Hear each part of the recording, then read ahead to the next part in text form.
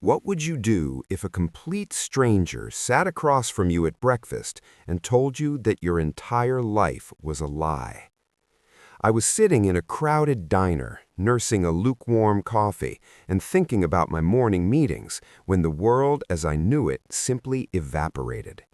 A woman I had never met looked me in the eye and delivered a sentence that shattered my 6-year marriage in less than 5 seconds.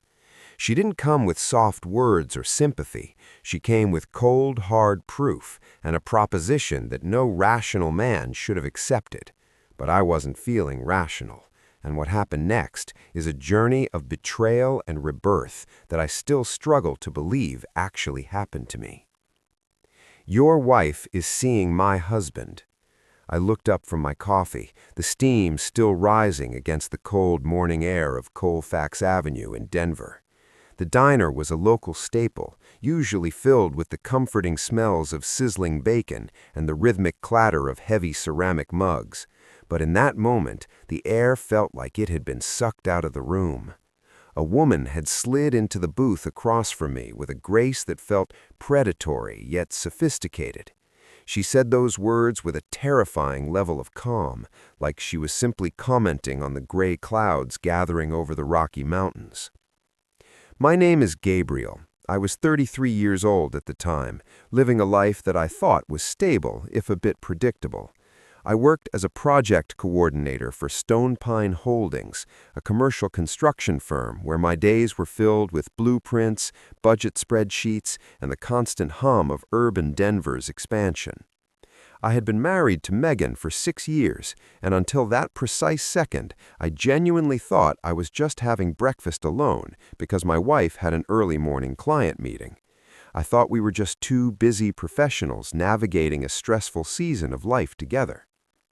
The woman across from me was striking, to say the least. She had dark, flowing hair that framed a face of sharp, angular beauty, anchored by green eyes so piercing they felt like they were scanning my very soul. She possessed the kind of effortless confidence that commanded a room, making you pay attention whether you wanted to or not.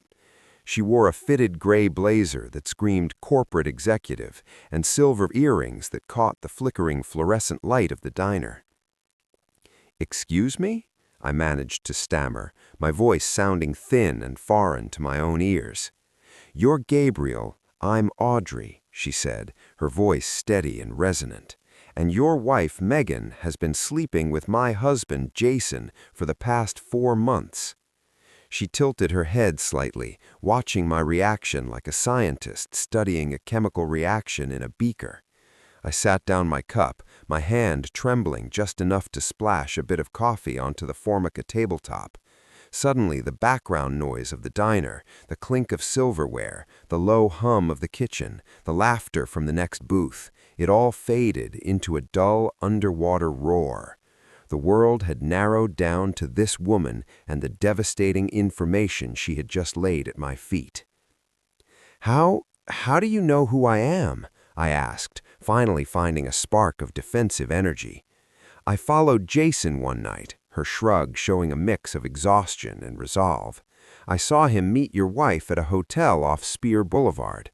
I got curious, I started digging, and I found out who she was. From there, it wasn't hard to find out who you were.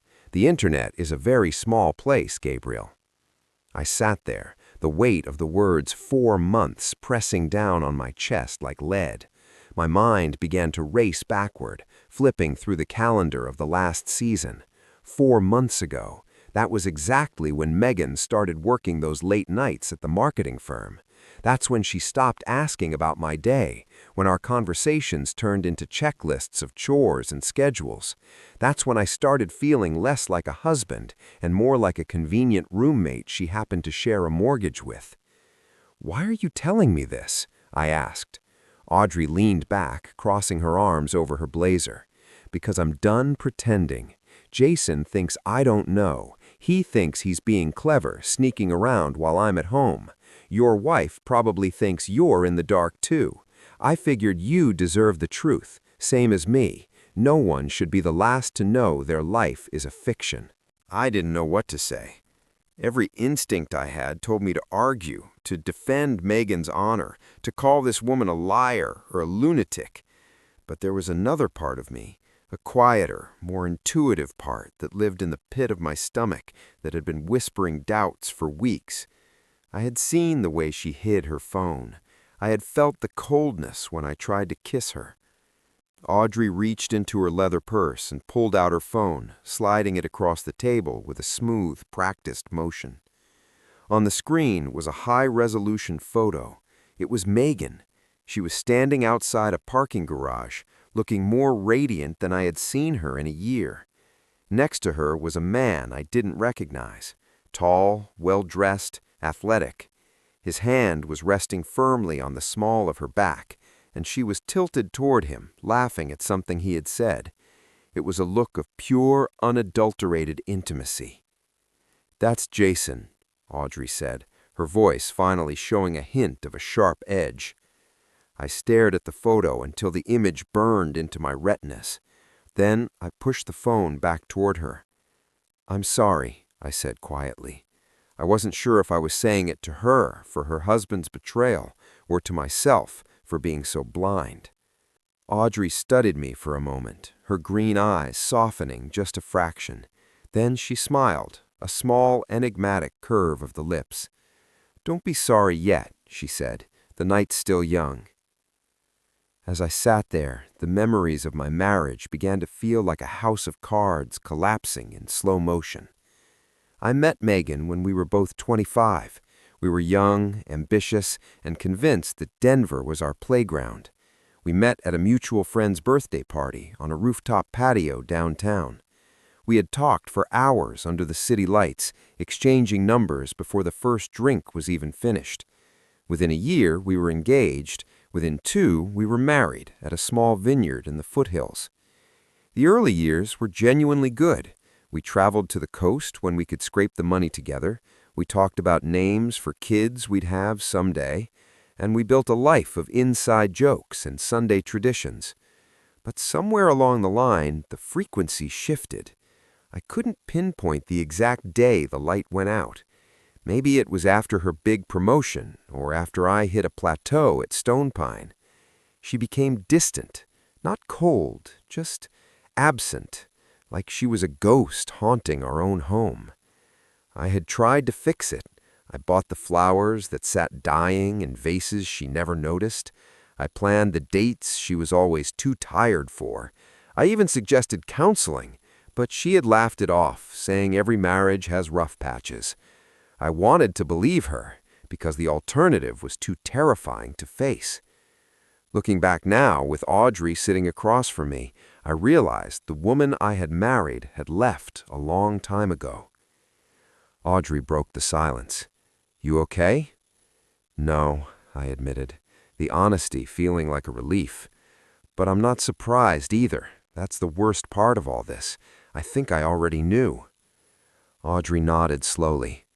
I felt the same way when the investigator gave me the file, like I'd been holding my breath for a year, waiting for the other shoe to drop. "How long have you and Jason been married?" 8 years, she said, her jaw tightening. "We have a daughter, Ellie. She's 5. That's the part that kills me. The betrayal isn't just to me, it's to her."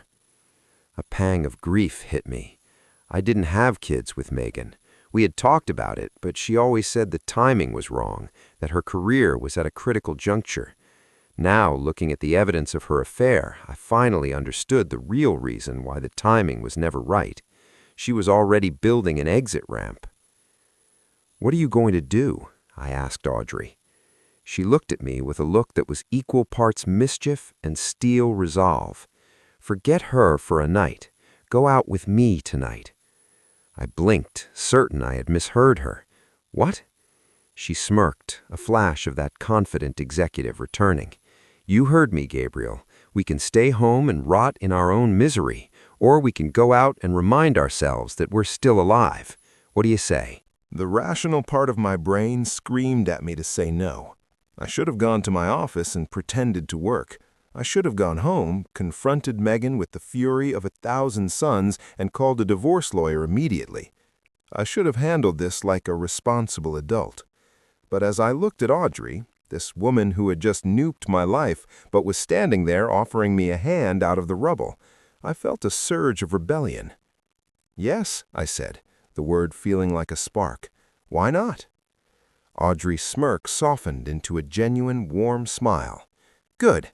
Meet me at the Velvet Room on Larimer Street, 8 p.m. Don't be late." She stood up, tossed a $10 bill on the table to cover my coffee and hers, and walked out of the diner without a second glance. I sat there for another 20 minutes, staring at her empty seat, the adrenaline finally starting to course through my veins. When I finally stood up to leave, I didn't go to Stone Pine Holdings. I called in sick for the first time in 3 years.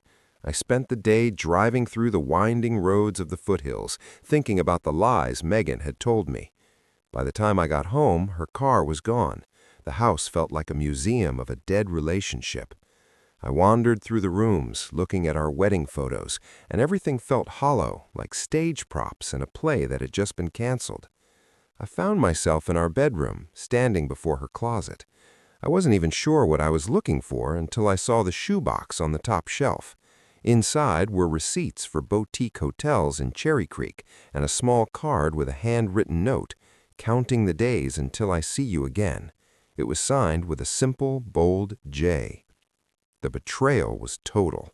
Every late night at the office, every weekend conference, it was all a carefully constructed web of deceit. I felt a strange sense of calm as I put the box back. I didn't feel guilty about the date tonight. My vows hadn't been broken by me. They had been incinerated by her months ago.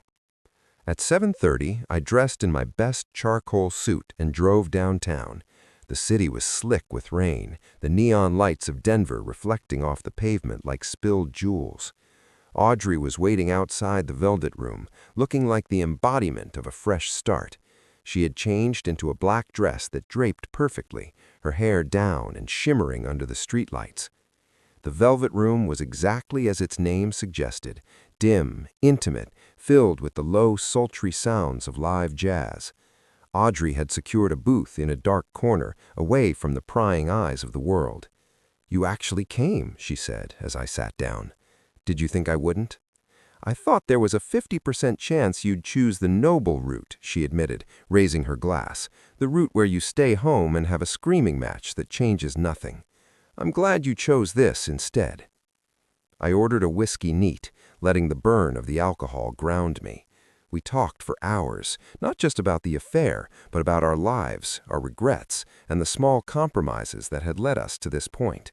Audrey was an interior designer, a woman who spent her days making spaces beautiful while her own home was falling apart. She told me about Ellie, her daughter, and the fear of being a single mother in a city that felt increasingly expensive and cold. "I've known about Jason for 3 weeks," she confessed. "I found a hotel receipt in his pocket. He tried to lie, said it was a business expense, but I knew. I spent those 3 weeks gathering every scrap of evidence I could find before I came to you." "Why me, though?" I asked. "Because I watched you," she said softly. "I watched you leaving your office, looking so tired and earnest. You seemed like a good man who was being played for a fool, just like I was. I didn't want us to be alone in this." We left the bar around 11 p.m. and walked through the quiet streets of downtown. For the first time in years, I wasn't thinking about Megan. I was thinking about the cool night air, the sound of Audrey's heels on the sidewalk, and the strange electric connection between two people who had been bonded by a common trauma. "When did you stop being happy?" Audrey asked as we neared her car. I thought about it seriously. It wasn't an explosion, it was a slow leak, like the temperature dropping so slowly you don't realize you're freezing until you can't move your fingers anymore. She nodded, her eyes bright with understanding. "That's it exactly. Jason made me feel invisible. I was just a convenience, someone to watch the kid and keep the house running while he lived a second life." We stood by her car, the silence of the city wrapping around us. "What now?" I asked.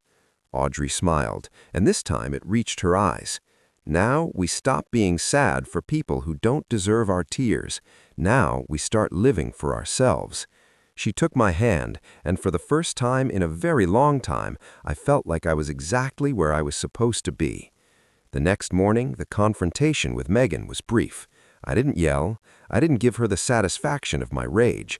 I simply laid the hotel receipts and the J note on the kitchen island and told her I wanted a divorce. She cried, she begged, she claimed it was a mistake, but I had already moved past her. I moved into a small hotel for a week, then a modest apartment. Audrey and I continued to meet, first for coffee, then for long walks in City Park with Ellie. Watching Audrey with her daughter showed me a side of her that was even more beautiful than the woman in the gray blazer. She was a fighter, a protector, and eventually she became my partner in every sense of the word. The divorce was finalized 4 months later. Megan's life began to unravel as the consequences of her choices caught up to her. Her firm found out about her workplace indiscretions with Jason and others, and she was forced to resign. Jason fared no better. Audrey took him for everything she could in the settlement, and his reputation in Denver's tight-knit business circles was ruined.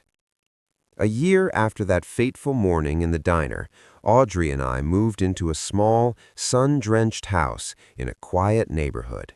It had a backyard where Ellie could run and a porch where we could sit and watch the sunset over the mountains. I had been promoted at Stone Pine, finally finding the professional rhythm I had lost during my marriage's decline. One evening, as the sky turned a brilliant shade of orange and violet, Audrey wrapped her arms around me from behind. "What are you thinking about, Gabe?" she whispered. "Just how strange it is," I said, turning to kiss her, "that the worst day of my life, that morning at the diner, was actually the best thing that ever happened to me. It took losing everything I thought I wanted to find everything I actually needed." Sometimes the person who breaks your heart is just the messenger sent to lead you toward the person who will help you heal it. I spent 6 years building a life on sand, only to find my solid ground in the middle of a betrayal. If you're sitting in your own version of that diner right now, wondering if it ever gets better, take it from me. The end of your world is often just the beginning of a much better one. Don't be afraid to walk through the door you never expected to open.